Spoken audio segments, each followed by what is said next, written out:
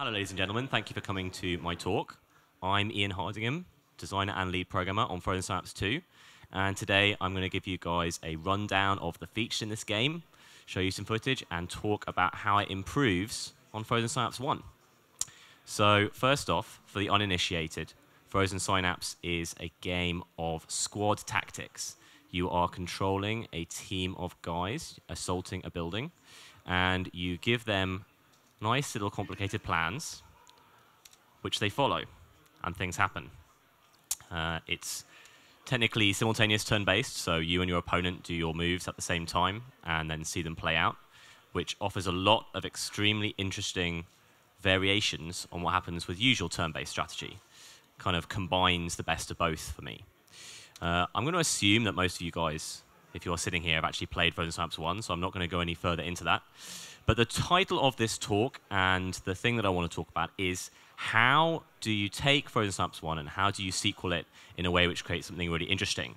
Frozen Synapse 1 has been called by a flattering number of people chess with guns. It is, even though it's a game that offers you a lot of freedom, as soon as you start playing it, it gets down to the raw decisions pretty quickly and becomes something very tactical and very pure. When making a sequel to this game, you have to not ruin that, but obviously you want to add some new things to it. So to start at the very bottom level, now this fella here is in cover, and well, I'm just going to stop him moving over there. When you are in cover, you have a lot of advantages over someone who's not in cover. So this guy is covering this area, and when this guy comes out, he gets shot.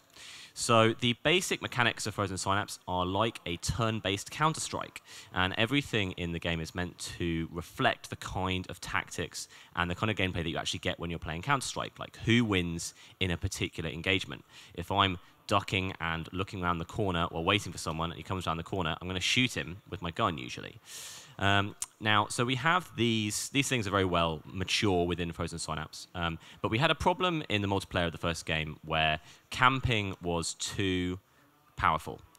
This guy here has such a dominating position that there is nothing that this guy coming around the corner can do. And that doesn't really reflect real life or Counter-Strike particularly well, because actually the guy coming around the corner often has the element of surprise. And if he knows exactly where the camping guy is, he tends to have an advantage in Counter-Strike. So I started looking at modeling something like that by using something called a focus aim order, trying to create a little area where you're aiming, and if you first see the opponent when he's in that area, you get a big bonus to shooting.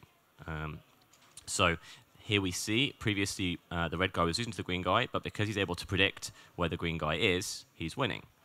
Now, to give you an idea of the kind of mind games that just happen in certainly multiplayer Frozen Synapse all the time, though, the green guy can still, if he gets out there fast enough, the green guy can still have the advantage. This is embarrassing. If he can get out of diamond quick enough. Well, you get the idea. Come on, guys, let's move this down. Never work with children or animals. There we go. That was what I wanted. So basically, it's added another level of sort of recursive, regressive tactics, and it's something that's really enjoyable to play. Second big change that we put into the base mechanics of the game is that in Frozen Synapse 1, your unit would stop when he first saw an enemy, and now they can move while they're firing, which is actually a very exciting advancement. So there you go. The first thing that we did, what I did, was I wanted to put in a couple of extra mechanics so that it felt fresh to play this game, even though it's very much based on the original Frozen Synapse. What we did after that was we added a bunch of new units, which I'm going to show you now. We have a level which is used to test all of the weapon special effects, because they never work properly. And it's actually a really good way of showing off some of the new units. So we have a flamethrower, which gives you a specific area of control for a period of time. A minigun, which does something similar. One of the most exciting new units, if I can find it, is the smoke grenade unit that allows you to... There he is. Allows you to define areas of the battlefield where you cannot see through or fire through. This adds a whole lot of exciting new stuff to the multiplayer of this game. You're defining new areas within the level, and it increases the variability of the palette you have which to draw your amazing killing plans. So that's a relatively quick description of what we've done to the low level of the combat to improve it. But the headline feature of Frozen Synapse 2 is our big city-based overworld. Pretty much feel like I nailed a pretty awesome tactical game with Frozen Synapse 1, and with Frozen Synapse 2, I wanted to put that as the meat of the gameplay within a much larger grand strategy game. And that's what we have done. The idea of being able to play a really meaningful, properly tactics-based game within such a large strategy level was very exciting to me. This is one of our procedurally generated cities. So there are like about 10 million features in this game, so I'm just going to run them off to you really quickly. So feel free to leave if you get bored. So you have your base, and the primary aspect of this game is that the city is trying to be controlled by a wide variety of different factions. We have about 20 different factions, from a university that's trying to research various things within the city, to a religious group, all the way down to a parcel delivery company called Parcel Tossers. And all of these guys are getting involved in intrigue on the city level. So if I press play and start time moving, we'll see a whole lot of stuff burst to light. So immediately as you start time advancing in the city, you see the military teams of all of the different factions burst into action and start going to do things. They may be attacking their enemies, they may be trying to find things within the city, they may be defending their buildings or trying to gain ground on new territory. So immediately you've been put inside a really dynamic situation, and the game is completely freeform. There is no kind of linearity to it. You can play it however you want. So one of the biggest inspirations for this game is a game called XCOM Apocalypse. I don't know how many of you have played this particular entry into the XCOM canon, but it was a really interesting one. It was the third game. It had a very difficult genesis, it had a very tortured development cycle. But when it came down to it, it was an XCOM game based in a city with a lot of different factions, and it was really a lot of fun to play. And I definitely wanted to start off from that as like the very initial blueprint for this game. But something that frustrated me in that is that even though there were a lot of factions and their views of you changed, mainly when you blew up their buildings by accident, they didn't really feel like real characters in the game. They didn't really feel like you were interacting with other human players. So the game that I have played, which has best displayed other factions as feeling like humans, anthropomorphized humans, is the old Sid Meier game Alpha Centauri. Whenever I was having a conversation with one of those guys in that game, it felt like I was having a conversation with a really annoying multiplayer player. So I wanted to put that in. So let's keep time moving along. And just as in XCOM Apocalypse and the other XCOM games, periodically you are attacked by an outside force. They are aliens in XCOM, and in this game, they are a rogue artificial intelligence faction that is trying to get back power that it lost during a destruction to the city. So the first incursion that we get comes up with a little bar telling us it's happened, and we send our little strike team off to get it. They get there, and it's just this building, and we decide to start a mission within the building. One of the exciting things about this game is you can have a mission absolutely anywhere. Not only are the cities procedurally generated, every single building within the city is fully procedurally generated as well. You can have a mission absolutely anywhere. I'm not going to play through this mission, but this is to give you an example of the kind of, again, meat and potatoes Frozen Synapse that you're getting to when you're starting to do interesting things on the strategic level.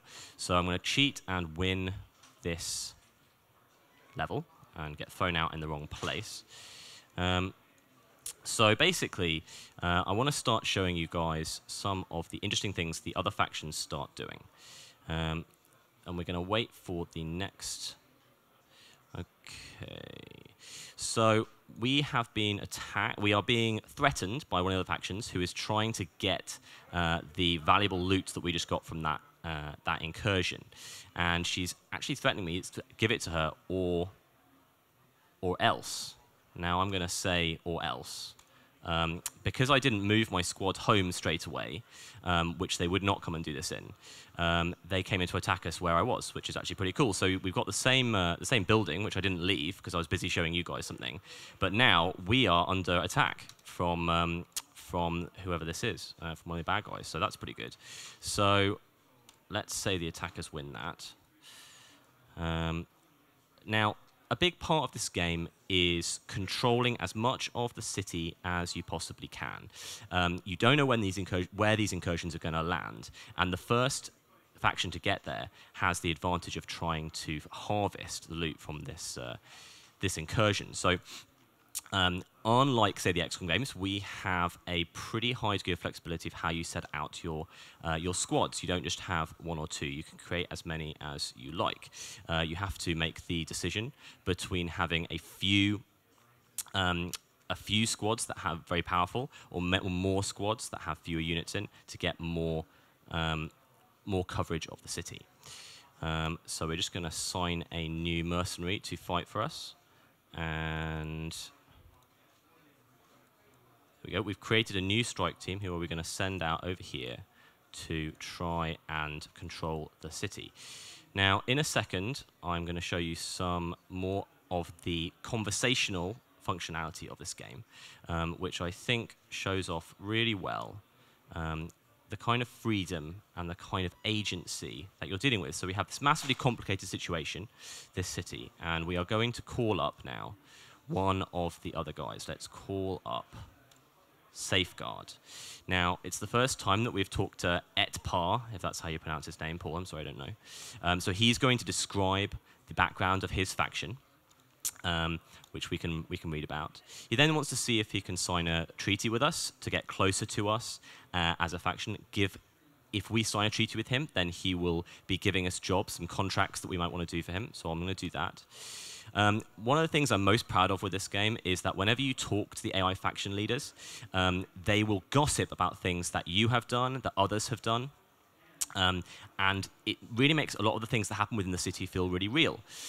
So this is referring to, we've got a bit of a typo here, but this is referring to another faction having attacked them and them having resisted that.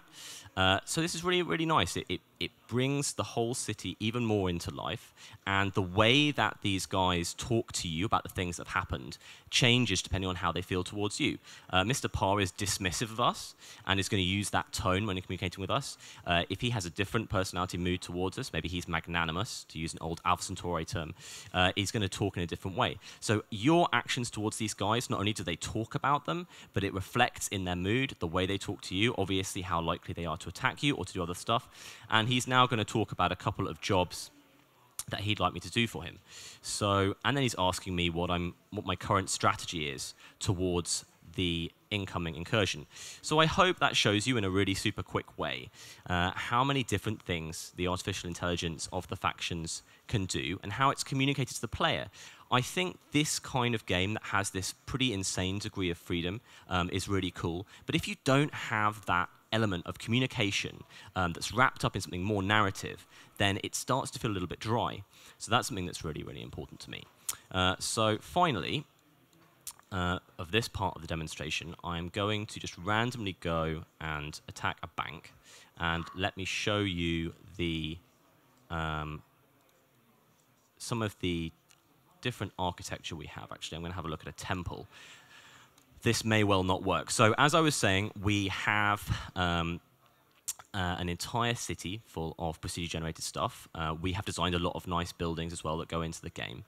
And one of the exciting things is that every time you go and attack somewhere or go and do something somewhere on the city, you have no idea what it's going to look like. So I showed you earlier one of our smaller missions, and this is one of our much bigger ones, set in a temple. These guys worship the incursioning artificial intelligence, and they're quite an interesting band of people, the Blue Sunlight faction. And basically, we've got this lovely city layer that gives you all this freedom and all this reactivity, and whenever you actually get involved in a tactical battle, it comes right back to Frozen Synapse's gameplay in levels which are truly reflective of the game that you've been playing. How powerful these guys are, where their troops are. It all happens completely generatively, emergently from what's been going on the city level. You can easily start making some factions more powerful. You can choose to make yourself more powerful, or you can decide to give these important artifacts to other teams and then see how they get more powerful and what they do with that power. So I hope that gives a good impression of this game. It really does have a billion features. I've just been talking endlessly at you and not looking at any of you, so I hope it was enjoyable.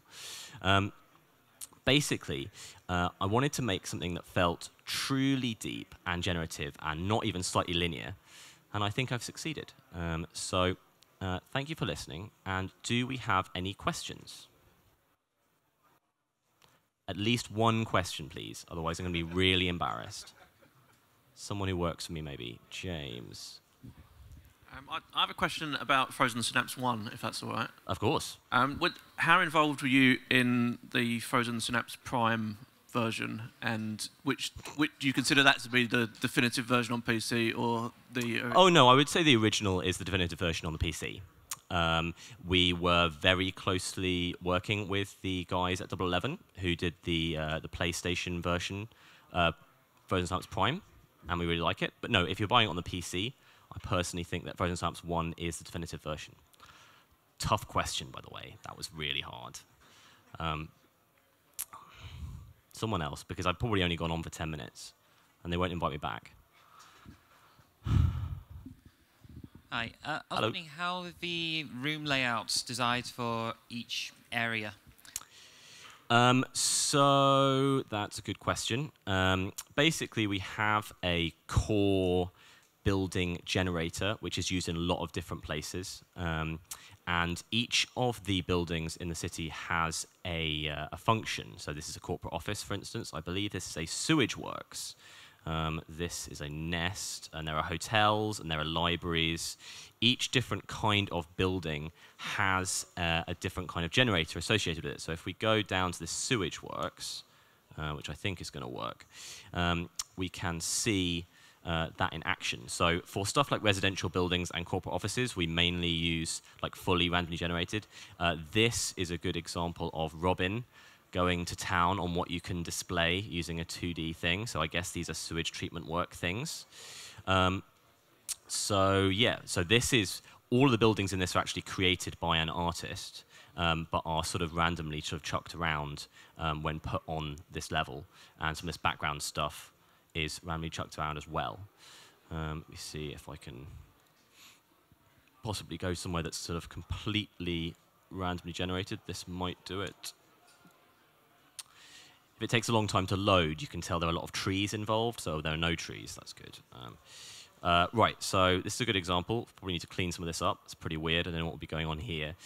This building here is designed by one of our artists, but everything else is generated by our algorithm. It uses the same algorithm as Frozen Synapse 1, but modified to be able to be on angled walls and for non-axis aligned boxes. And while I'm here, we can talk about the roads. We're probably going to change how the cars look because they're not moving. We kind of want them to look parked, or at least that their owners have run out because people are firing assault rifles everywhere.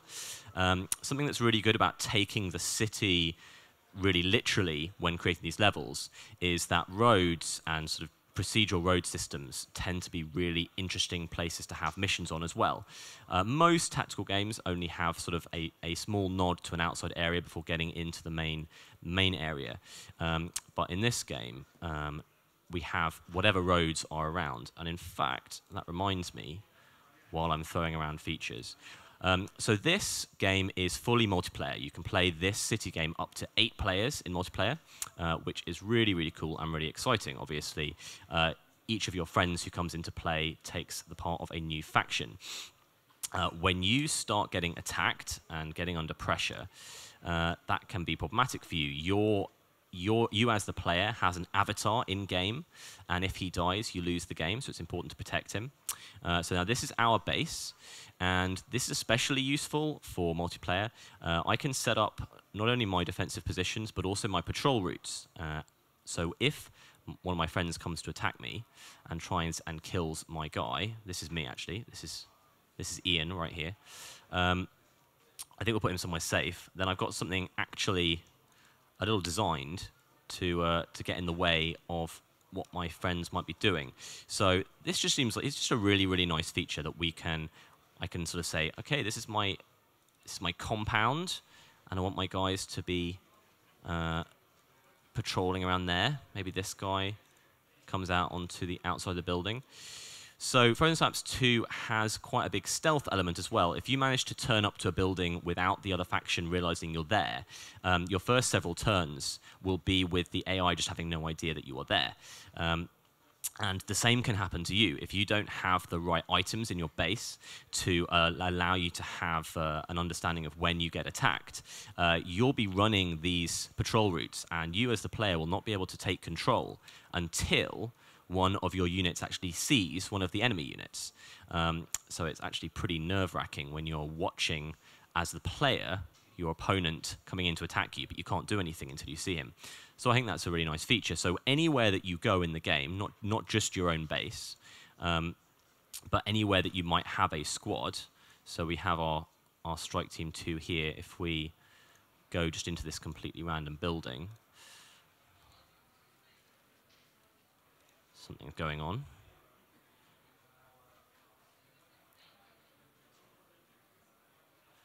So if we go into this random building, now we're here, I can set up deployments here as well.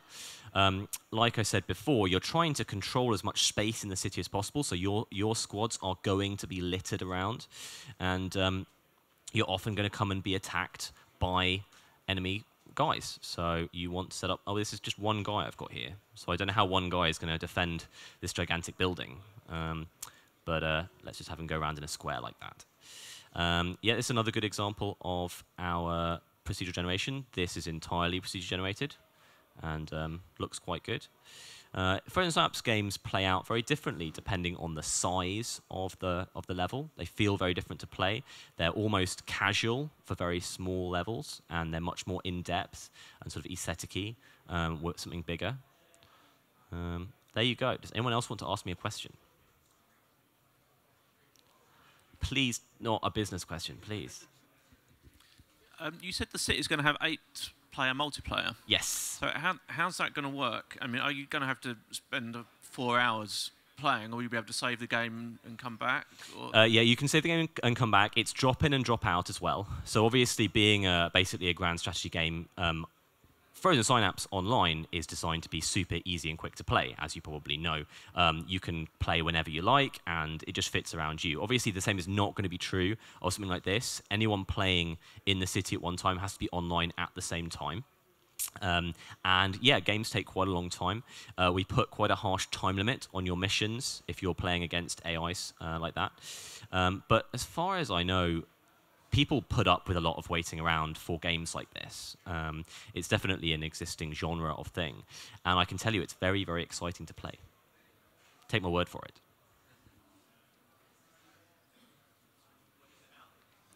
it. July. One way or the other, it will be released in July. It better be. I've talked for 23 minutes. What else should I talk about, Paul? Okay, Paul would like me to hit some PR points. Let's see what else we can do here. So we have some new multiplayer features, which I can't show you right now because we are not on the internet. But we have a really cool new thing called one turns, where it's basically one-turn multiplayer games, but you're not just playing against one opponent, you're playing against multiple different opponents. Anyone who's played as red on a specific map will be played against your green teams. I'm just going to see if I can bring up something like that.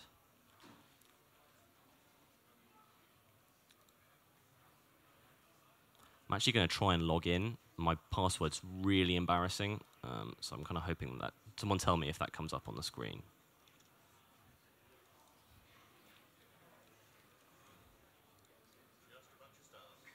Thank you. Good. Oh, he actually logged in. That's fantastic. Okay.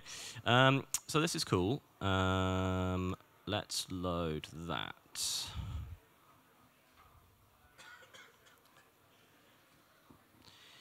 So even though Frozen Synapse is an incredibly fast-paced multiplayer game that allows you to play at your own pace, it wasn't enough for me. I wanted to have some games that you could play without having to interact with a human at all. So if you want to play some multiplayer Frozen Synapse, but you don't actually want to involve anyone else in that multiplayer game, you play a one-turn.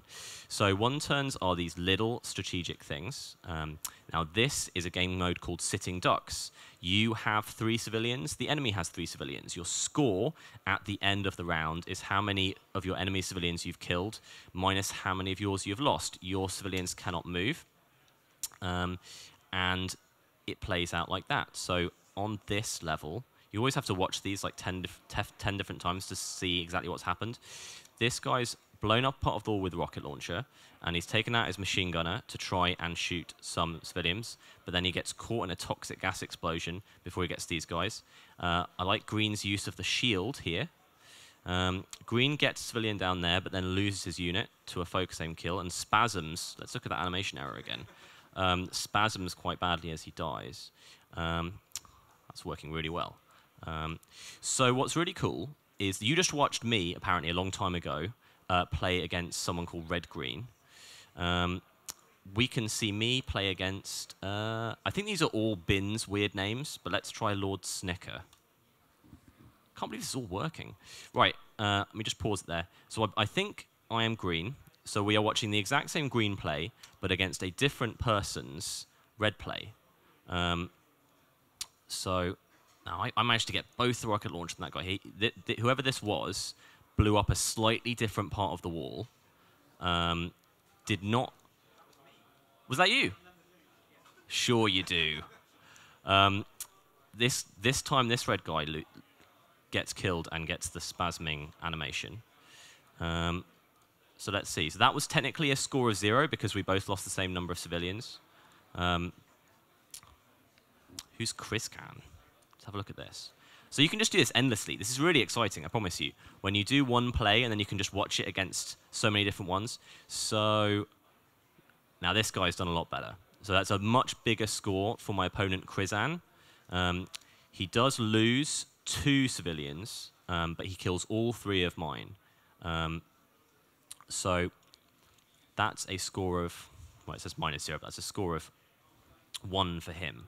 So I'm hoping you guys are getting the vague idea of this mode.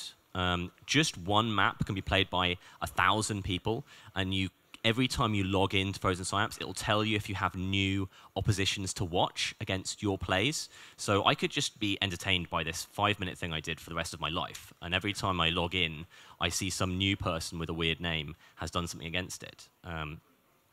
Although if I have to keep looking at that toxic grenade going off again, that's probably going to annoy me quite a lot. So this is really a feature that I just get really excited by, I have to say. Let's play one that I haven't played yet. Well, this looks good. So yeah, so you log in. There'll be a huge number of ones to play, or you can start a new one. So I've got a flamethrower and a couple of machine gunners. He's got a rocket launcher. Let's see. So just like as ever with Frozen Synapse, the first thing you have to do is just start experimenting. What can work? Where can my guys get to? What do I think my opponent is going to try and do to stop me? You know, machine gunners are always very valuable in this mode. So this guy's feels like he's going to come and try and get these 2 civilians here. And what do I think he's going to do? So he's got a rocket.